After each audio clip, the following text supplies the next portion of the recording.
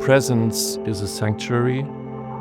It's a place where people can focus, where you can leave the noise behind you. It's not part of the real world, it's something else. We took inspiration from antique architecture, proportions, density, light and shadow, create this rhythm throughout the space that everyone can connect to. The ever-changing daylight can be felt throughout each material on the surfaces, tactile surfaces that come to life with daylight. The materiality, it's what really brings everything to life. We have the light concrete, stone, glass, metal, wood.